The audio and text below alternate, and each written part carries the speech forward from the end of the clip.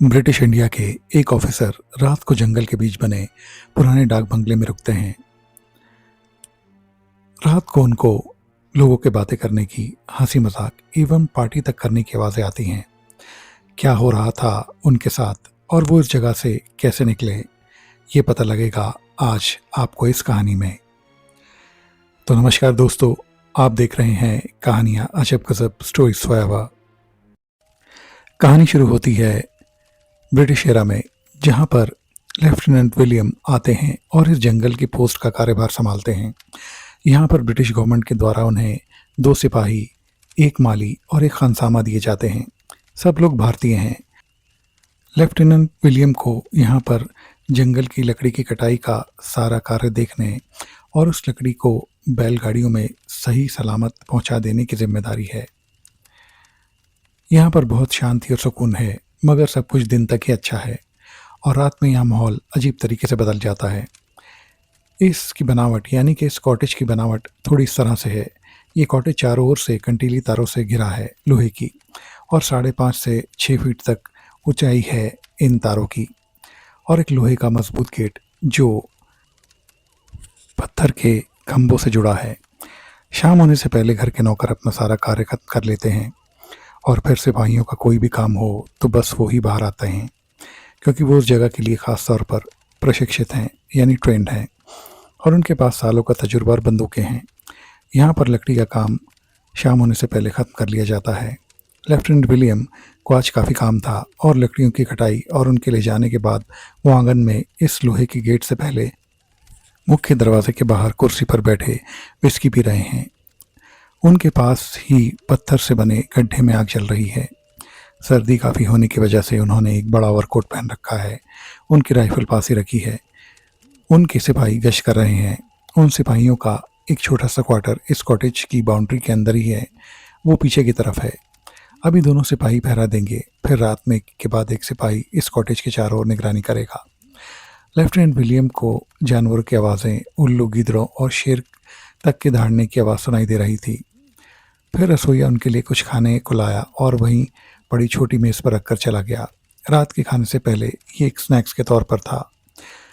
फिर एक ज़ोरदार चीख लेफ्टिनेंट और उन सिपाहियों को सुनाई दी।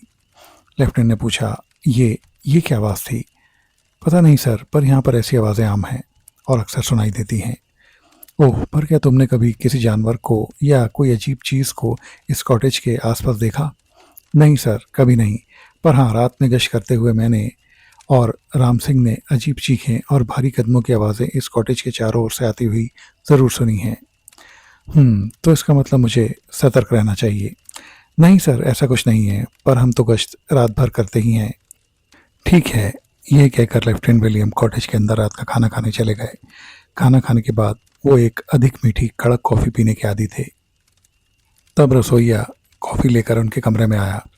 तपाक से विलियम ने पूछा, अच्छा सोमू, ये बताओ कि क्या तुमने इस जगह किसी अजीब प्राणी को देखा या फिर सच में किसी जंगली जानवर को यहाँ आसपास मंडराते हुए कभी देखा, यानी कि इस कॉटेज के आसपास? साहब, जंगली जानवरों की आवाज़ें वैसे तो रात में ज़्यादा आती ही हैं, पर एक बार की बात है, मैं आपको बताता हूँ। तब मैं और माली शाम यहाँ पर आए थे और हम नए नए थे इस नौकरी में। तब एक रात करीब 2:30 बजे मुझे घर के बाहर यानी इस कंटीली तारों के पार से मुझे किसी के खांसने की आवाज़ आई। आवाज़ इतनी तेज़ थी कि मैंने सोचा कि कोई ग्रामीण है। मैं उठा और जैसे ही मैं मुख्य दरवाज़ा खोलने पर था, तभी शाम माली ने मेरा हाथ पकड़कर मुझे पीछे खींच लिया। वो बोला, क्या तुम पागल हो गए हो जो बिना जाने मुझे किसी अनजान आगंतुक के लिए दरवाज़ा खोल रहे हो? मैं बोला, हो सकता है वो मुसीबत में हो शाम और हमारी मदद चाहता हो। चलो ठीक है सोमू, पर मैं चाहता हूँ कि तुम अभी थोड़ा और इंतज़ार करो और देखो ये शख्स आगे क्या करता है। तब हम दोनों छुपकर उसकी हरकतों पर नज़र रखने लगे, पर वो शख्स एक कंबल ओढ़े हुए बस थोड़ी थोड़ी देर में खांसता जा रहा था और हमारे इस कॉटेज की तरफ उसका चेहरा था, पर चेहरा कैसा था दिखाई नहीं दिया। मगर माली शाम ने एक अजीब हरकत करी। उसने उस फायरप्लेस से एक जलती हुई लकड़ी निकालकर खिड़की से उस शख्स पर फेंकी। लकड़ी लगते ही वह बुरी तरह चिल्लाया, पर किसी मनुष्य की तरह नहीं, बल्कि एक जानवर की तरह दहाड़ा, और 2 पैरों पर नहीं 4 पैरों पर उसने कॉटेज के चक्कर लगाना शुरू किया।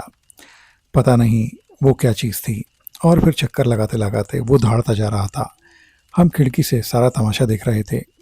थोड़ी देर में वह शांत होकर फिर से दो पैरों पर चलने लगा और लंबी कूद मारकर किसी बंदर की तरह उछल उछल कर जंगल में गायब हो गया।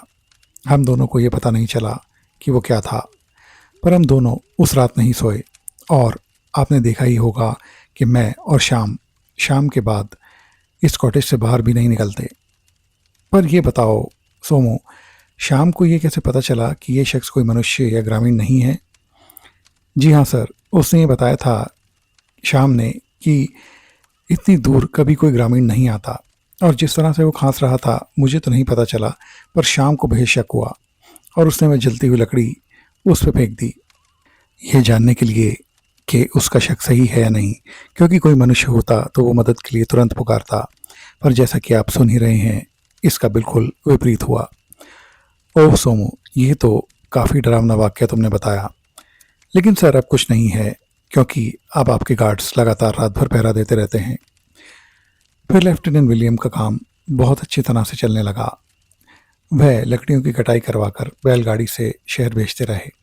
बीच में उनसे उस कॉटेज में मिलने कई सीनियर अंग्रेज अफसर भी आए। वो विलियम के काम को देखकर काफ़ी खुश थे। उन्होंने अब रसोइया, माली और सिपाहियों को इनाम दिए। सब कुछ महीनों तक ठीक चलता रहा। और फिर एक सुबह एक चिट्ठी लेफ्टिनेंट विलियम के पास आई, जिसमें लिखा था, आपका तबादला कर दिया गया है उस जंगल कटाई वाले क्षेत्र में। उसके पास एक फॉरेस्ट बंगलो है, वहाँ पर। ये सुनते ही सारे सिपाही, माली और रसोइया चौंक गए। वो पूरी तरह डर गए थे सारे। लेफ्टिनेंट विलियम बोले, क्या हुआ तुम सब लोगों को? कुछ नहीं साहब, पर हमने उस बंगले के बारे में बहुत अजीब अजीब और डरावनी कहानियाँ सुनी हैं। कहते हैं वो बंगलो एकदम भूतहा है और वहाँ पर जितने भी ऑफिसर आए बहुत जल्दी उस बंगलों को छोड़ के चले गए। और ये भी कहा जाता है कि उस बंगले के पास अक्सर बाघ भी आता है और वहाँ पर कंटीले तारों की कोई बाड़ भी नहीं है। वहाँ पर आपको यहाँ की तरह कोई सिपाही या माली नहीं मिलेगा, सिर्फ एक रसोइया, वो भी शाम होने से पहले आपका रात का खाना बनाकर वहाँ से चला जाएगा। मगर क्यों?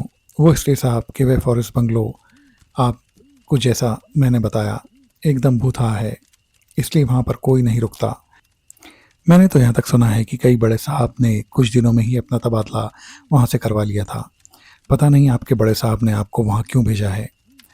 इधर देखो, यहाँ क्या लिखा है।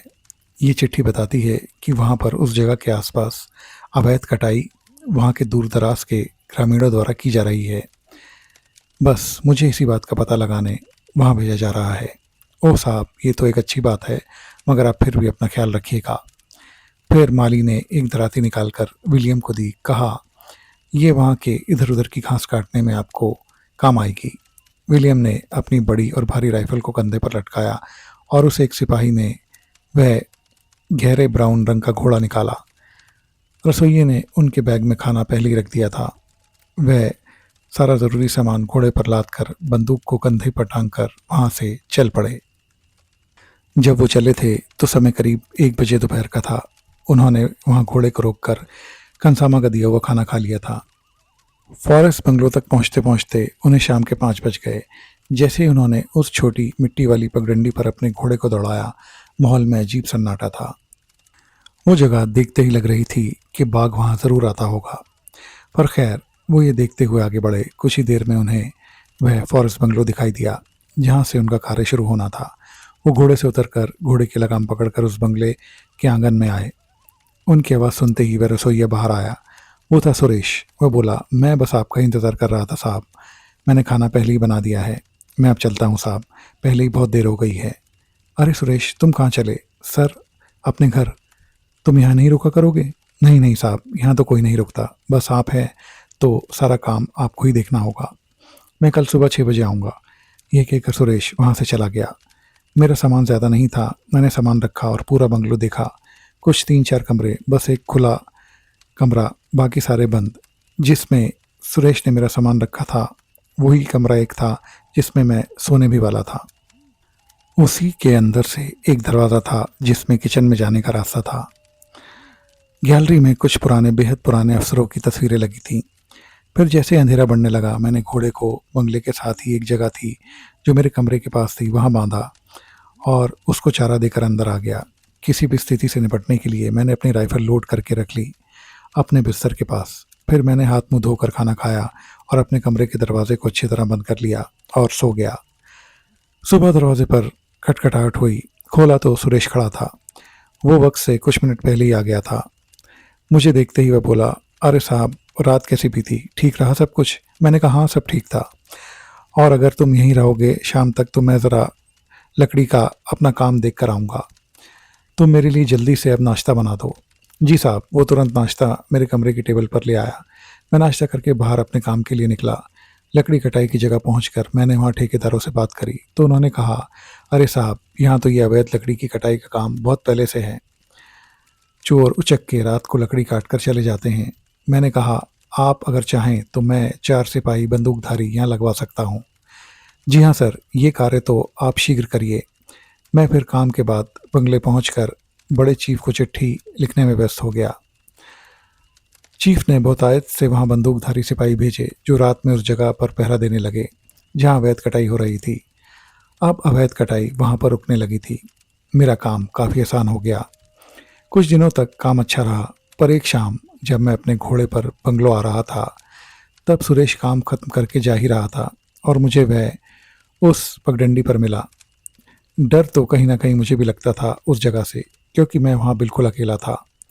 मैंने कहा, सुरेश, तुम एक काम कर सकते हो, अगर तुम रात में भी यहाँ रुक जाओ तो मैं तुम्हें दुगनी तनख्वाह दिलवा सकता हूँ। पहले तो वो थोड़ा हिचकिचाया, लेकिन फिर पैसे के लालच में मेरी बात मान गया और वापस बंगलों की तरफ मेरे साथ चल पड़ा। वहाँ पर मैंने उसको अपने घोड़े को बांधने और बाकी काम सौंपे। फिर मैंने कहा, कोई बात नहीं, खाना लगाओ और मेरे कमरे में ही नीचे सो जाया करना। सुरेश को थोड़ी राहत मिली। फिर खाना खाकर अपने कमरे को अच्छी तरह बंद करके हम लोग सो गए। फिर करीब रात में 1:30 बजे के आसपास मुझे किसी के चलने की आवाज़ आई, जैसे कोई गैलरी में चल रहा हो और कोई तंबाकू का पाइप पी रहा हो और उससे धुआं छोड़ रहा हो। ये चीज़ करीब करीब मुझे 15 मिनट तक होती हुई महसूस हुई। मैंने सुरेश को हल्के से उठाया। उसने भी आवाज़ें सुनी पर कुछ देखा नहीं।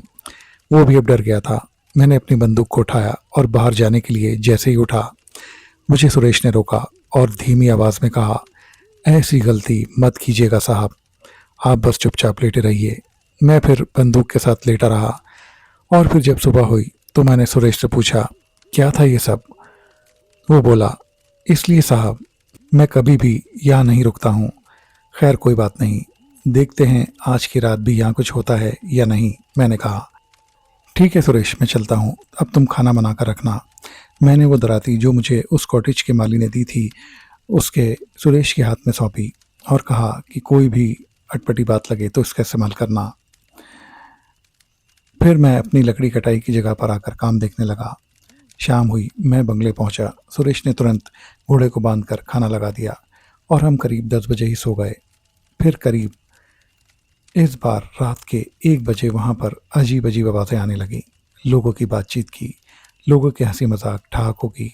कभी ऐसा लगता जैसे लोग बातचीत करते हुए बंगले के चारों ओर घूम रहे हों।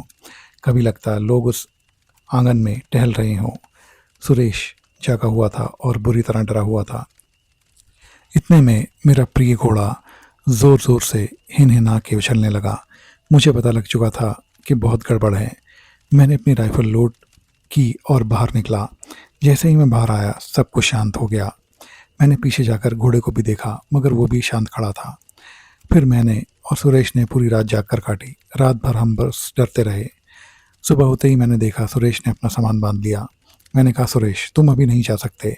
आज रात हम आखिरी बार यहाँ रुकेंगे।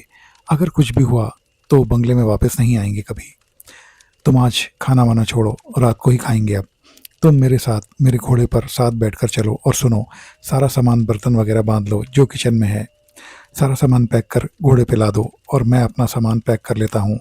इसे भी तुम घोड़े पर लाद दो। हम आज काम वाली जगह पर ही रहेंगे सारा दिन, फिर शाम को वापस बंगलों पे आएंगे ये देखने कि आज क्या होता है। फिर मैं और सुरेश एक ही घोड़े पर सामान लाद कर काम वाली जगह पर पहुँचे। मैंने सुरेश को बंगलों के किचन के बर्तन अपने घर ले जाने के लिए कहा और अपना सामान वहाँ तैनात सिपाहियों के पास रखा। शाम को एक और बंदूक जो मैंने सुरेश को थमाई थी उसने अपने कंधे पर टांगी। वो मैंने उन तैनात सिपाहियों से ली थी। मैंने उसे बंदूक चलाना कुछ देर में सिखाया था। बस बिना निशाना लगाए उसको गोली चलानी थी, आवाज़ के लिए, यानी धमाके के लिए। शाम को 7 बजे हम मंगले पर पहुंचे। घोड़े को अपनी जगह बांधा और पूरी मुस्तैदी से बंदूकें थाम कर लेट गए। करीब रात के 9:30 बजे ही वहाँ तो दरवाज़ों पर खटखटाहट होने लगा। सभी दरवाजे जो बंद भी थे उन पर भी खटखटाहट हो रही है। ऐसा लग रहा था जैसे बाहर लोग बहुत तेज़ी से इधर उधर भाग रहे हों। घोड़ा भी तेज़ी से उछल कूद करके हिनहिना रहा था। मैंने अब बंदूक को लोड किया और मैं और सुरेश अब बाहर निकले बेहद बहादुरी से। और एक डरावना मंजर अब हमारे सामने था। जितने भी पुराने ऑफिसर्स की फ़ोटो वहाँ लगी थी, उस कॉरिडोर में वहाँ सबकी फ़ोटो गायब थी। तब मैंने सुरेश को चौंक कर कहा कि अरे सुरेश, ये तस्वीरें कहाँ गई? सुरेश ने कहा, आपने सामने देखिए साहब। और वो सारे लोग जो तस्वीरों में थे मेरे सामने बाहर उस आंगन के सामने खड़े थे। मैंने बिना सोचे समझे उन पर गोली चलाई, पर वो हिले तक नहीं। इधर सुरेश ने भी उन पर गोली चलाई, पर कोई नहीं हिला। मैंने सुरेश को इशारा किया कि वह घोड़े को खोलकर उस पर बैठकर तेज़ी से बाहर निकले। मैं इनको चकमा देकर आता हूँ। सुरेश ने वैसा ही किया। वो तुरंत बाहर निकला। मैंने फिर उन पर फिर से गोली चलाई, पर अब वह सब लोग मेरी ओर बढ़ने लगे। मैंने अंदर जाकर तुरंत अंदर से दरवाजे को बंद करके किचन वाले रास्ते से पीछे से निकला और घूम कर मेन रोड पर आया। मैंने तब भी छुप कर देखा तो वह सब लोग उस कमरे के दरवाजे को तोड़ने में लगे थे। मेरे पास थोड़ा ही समय था। मैं पूरी ताकत लगाकर भागा और सुरेश के पास पहुंचा और सुरेश को पीछे बिठाकर घोड़ा दौड़ा लिया। घोड़ा तभी रुका जब मैं और सुरेश हमारी काम वाली लकड़ी काटने वाली जगह पर पहुंच गए, जहाँ पर सिपाही तैनात थे। हम दोनों ने उन सिपाहियों को सारा किस्सा सुनाया। वो भी एक बार को डर गए। फिर अगले दिन मैंने सुरेश को उसके घर भेजा और वहीं बैठकर एक खत चीफ को लिखा कि ये जगह खतरनाक है और हम पर उन अवैध पेड़ काटने वाले डकैतों ने हमला किया और हम उस पोस्ट पर दोबारा कार्य नहीं कर सकते। हमारी जगह बदली जाए। मेरी अर्जी मान ली गई और मेरा तबादला कहीं और कर दिया गया, ज़्यादा सुरक्षित जगह पर। तो फ्रेंड्स, ये थी कहानी भूतहा बंगले की भयानक रात। ये कहानी आपको कैसी लगी प्लीज़ कमेंट करके ज़रूर बताएं। मेरे चैनल को लाइक, शेयर और सब्सक्राइब ज़रूर करें और बेल आइकन प्रेस करना भी ना भूलें।